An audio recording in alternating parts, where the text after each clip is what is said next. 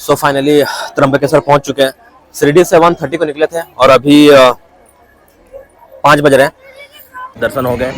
5 बजे हम क्यू में लगे थे और अभी बज रहे हैं 10। तो 5 घंटे हम क्यू में।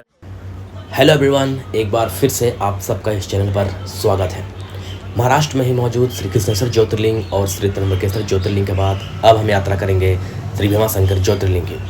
तो अगर आपने वो वीडियो नहीं देखी है तो उस वीडियो के लिंक मैंने डिस्क्रिप्शन बॉक्स में डाल रखी है।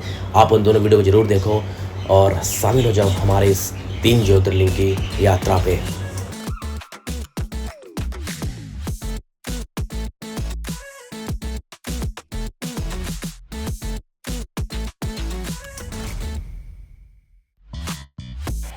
तो अभी सुबह के बज रहे हैं 4:30 और मैं निकल रहा हूँ यहाँ से भीमाशंकर के लिए। तकरीबन 4 घंटे की जर्नी है और जो गलती कल मैंने करी थी वो गलती नहीं करना चाहती, इसलिए आज भोर को निकलना पड़ेगा। और रास्ता भी थोड़ा पहाड़ी रास्ता है तो लेट भी लग सकता है और जितना लेट होगा वहाँ पर उतनी भीड़ होगी, इसलिए अभी निकल जाना बेहतर होगा।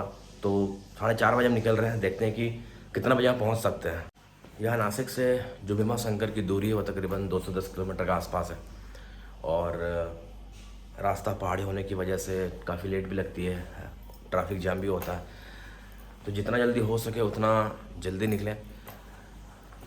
अगर इससे जल्दी भी हो सके तो इससे जल्दी भी निकल सकते हो। 4.5 घंटे की यात्रा के बाद हम पहुंच चुके थे भीमाशंकर के पार्किंग एरिया तक, जहां तक आपके व्हीकल्स अलाउड है। यहां से आपको लोकल शेयरिंग बस लेनी पड़ती है जिसका प्रति व्यक्ति का किराया 50 रुपये पड़ता है। यहाँ तक पहुँचने के बाद आप लोकल शेयरिंग बस लीजिए और चल जाइए भीमाशंकर के मुख्य द्वार तक। भीमाशंकर के पार्किंग एरिया से भीमाशंकर के मुख्य द्वार तक की दूरी तकरीबन 5 किलोमीटर है और इस लोकल शेयरिंग बस से आप वहाँ तक आराम से पहुँच सकते हैं। हमें बस पड़ाव में उतारने के बाद अभी हम पैदल जा रहे हैं भीमाशंकर मंदिर की तरफ। जैसा कि मैंने कहा था कि लोकल बस चलती है और वो आपको एक पर्टिकुलर प्लेस पर उतारती है अपने बस अड्डे पे और वहाँ से आपको पैदल चलना होता है मंदिर की तरफ। अनुमान लगाया जा रहा है कि आज भी 4 से 5 घंटे क्यू पे खड़े रहना पड़ सकता है। भीड़ बहुत ज़्यादा है, संडे भी है। देखते हैं कितना टाइम लगता है और क्या क्या व्यवस्था वहाँ पर है, जाके पता लगेगा। तो चलते हैं।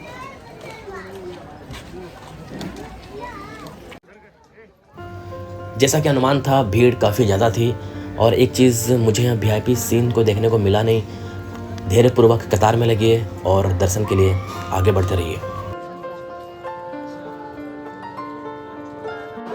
अभी तक क्यू में लगे हुए 1 घंटा हो चुका है और लाइन भी बहुत लंबी है, तकरीबन 4-5 घंटे लग सकते हैं। तक आपको ऐसे ही क्यू में लगना है और लाइन आगे बढ़ती रहेगी, आपको आगे बढ़ना है। मौसम बहुत तेज़ी से बदल रहा है। आधा घंटा पहले 1 घंटा पहले धूप था, बट अभी पूरी तरह से बादल आ चुके हैं, छाँव हो चुकी है।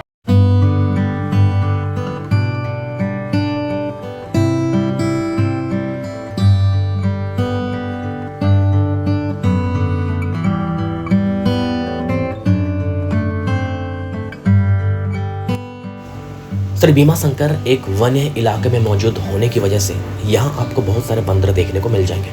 कतार में खड़े होकर आप इन बंदरों को केले, बिस्किट या मूंगफली वगैरह दे सकते हैं। ये बड़े आराम से आएंगे, आपसे मूंगफली केले लेंगे और अब चले जाएंगे।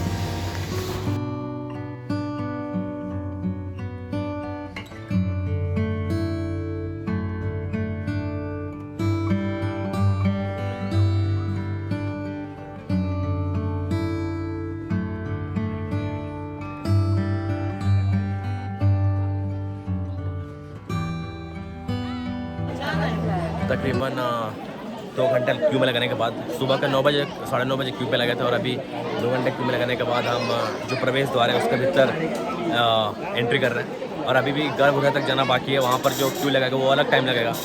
तकरीबन यहाँ से और 2-3 घंटे लग सकते हैं, ऐसा अनुमान है।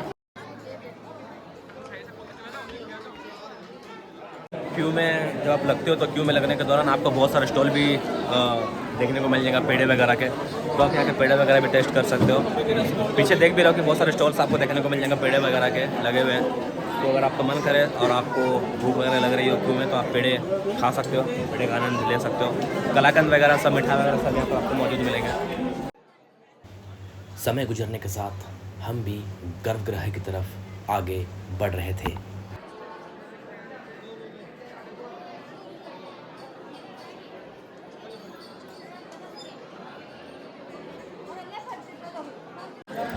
सुबह के 9 बजे क्यू में लगे थे और फाइनली अब जगह दर्शन हुआ है। दोपहर के 1:30 बज रहे हैं, तकरीबन 5 घंटे लगे। एक और चीज़, यहाँ पर वीआईपी दर्शन जैसी कोई चीज़ है नहीं, जो बहुत अच्छी बात है। कोई भी हो, आपको क्यू में लगना पड़ेगा, वेट करना पड़ेगा और फिर आपके दर्शन होंगे। गर्भगृह तक आप जा सकते हो, स्पर्श भी कर सकते हो, फ़ोन वगैरह अलाउड है, लेकिन मैं आपसे ये रिक्वेस्ट कर रहा हूँ कि गर्भगृह में फ़ोन ना निकालें, वहाँ पर निर्देश भी दिए जाते हैं। अब भीमा शंकर की अगर बात करें तो ये जो जगह है वो पुणे से तकरीबन 110 किलोमीटर के आसपास पड़ती है और भीमा शंकर के इसी गांव से भीमा नदी का उद्गम स्थल है, जो कि भीमा नदी है से ओरिजिनेट होती है। तो शिव जी के 12 ज्योतिर्लिंग कहते हैं कि अहंकार को मिटाने वाला ज्योतिर्लिंग है, आपके सारे नकारात्मक विचारों को दूर करता है और ये बहुत ही शांति, स्पिरिचुअलिटी आपके यहाँ पर फील होगा। दर्शन हो गए हैं, यहाँ पर प्रसाद वाले मिल जाएंगे, प्रसाद वाले यहाँ पर रखा हुआ। अगर आप मंदिर से बाहर दर्शन करके तो आपको प्रसाद वाले में जाइए, आप प्रसाद लीजिए, काउंटर खुला हुआ है।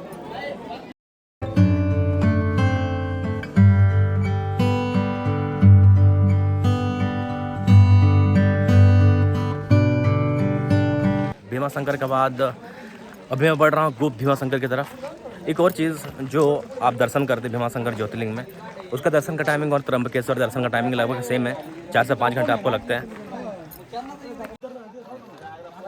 है कि भीमा शंकर का ये जगह सह्याद्री पर्वत श्रृंखलाओं में बसा हुआ है और यहीं से भीमा रिवर जो है वो उसकी ओरिजिन है, यहीं से ओरिजिनेट करती है।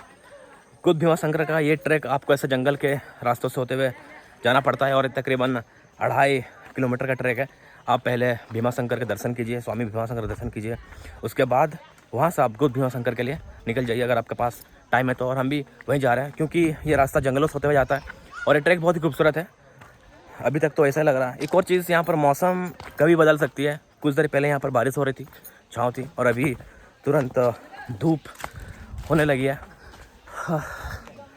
देखते हैं कि ये ट्रैक में कितना टाइम लगता है। 2.5 किलोमीटर के आसपास का ट्रैक है।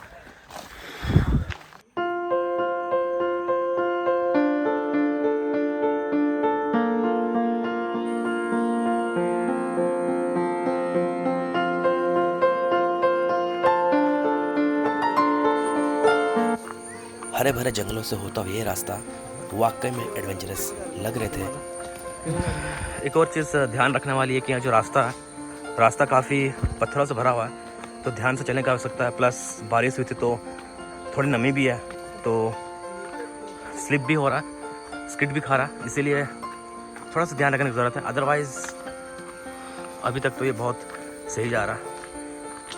यहाँ पर जब आप ट्रैक करें तो एक चीज़ का ख्याल रखें कि यहाँ पर कुछ भी आपको नहीं मिलेगा, सो पानी की बोतल अपने साथ अवश्य रखें और अगर कुछ स्नैक्स वगैरह रख सकते तो वो भी रख लें।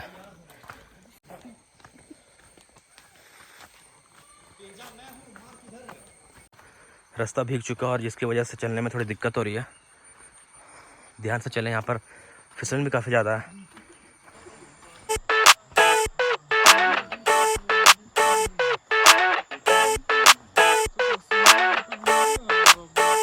तकरीबन आधे घंटे ट्रैक के बाद हम पहुँचे साक्षी गणपति मंदिर के पास और मान्यता है कि जब आप भीमा शंकर का दर्शन करना है तो इसका दर्शन करना अनिवार्य है। साक्षी गणपति के थोड़ा आगे बढ़ते ही हमें वहाँ एक वाटरफॉल दिखा, लेकिन बदकिस्मती ये है कि वाटरफॉल में पानी सूख चुका है। 45 मिनट के ट्रैक के बाद अगर आपको इतना अच्छे प्रकृति के बीच वाटरफॉल सूखा हुआ दिखे तो थोड़ी निराशा हाथ लगती है।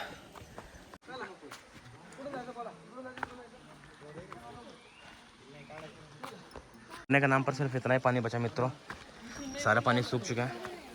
ये है झरना। यहाँ पर बहुत सारा पानी हुआ करता था, लेकिन अब पानी की मात्रा कम हो गई है ना। 45 मिनट के ट्रैक के बाद हम पहुँचे गुप्त भीमा शंकर।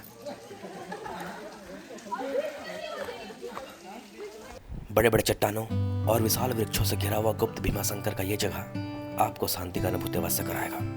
जब प्रकृति स्वयं महादेव को जल अर्पित करती है और जब आप देखते हो तो यह आपको प्रकृति के और करीब ले जाता है। पक्षियों की चहचहाहट, वायु की ध्वनि और जब हरे भरे वृक्ष देखते हो तो यह आपको प्रकृति के करीब महसूस कराने की इच्छा अपने अंदर से जागृत करता है।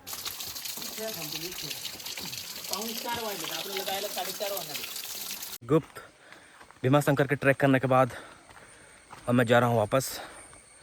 और ये ट्रैक बहुत ही खूबसूरत थी, बहुत ही शानदार थी, प्रकृति की गोद में बसा ये खूबसूरत सा ट्रैक, मिनी ट्रैक बोल सकते हो, लेकिन रिफ्रेशमेंट, शहर के भीड़ भाड़ से दूर, सुकून और शांति का आपको एहसास दिलाते हुए गुप्त भीमा शंकर के दर्शन बहुत अच्छे से हुए।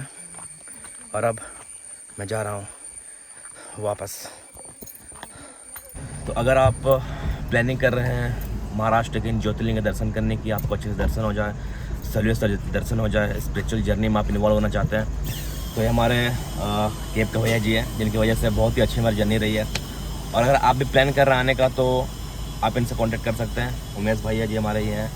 तो आप सिर्फ केप प्रोवाइड करते हैं, फिर होटल भी प्रोवाइड करते हैं? होटल भी प्रोवाइड करते हैं। तो होटल भी देते हैं, केप भी देते हैं। मैं इनका कॉन्टैक्ट नंबर आपको नीचे में दे दूँगा। अगर आपको इनसे पैकेज लेना या फिर इनसे आपको अच्छी तरीके से सुविधा लेनी हो तो आप इनसे बात कर सकते हैं। ये बहुत ही बजट में आपको सारे ज्योतिर्लिंग या फिर बहुत सारी चीज़ एक्सप्लोर करवा देंगे इस प्राइस रेंज में।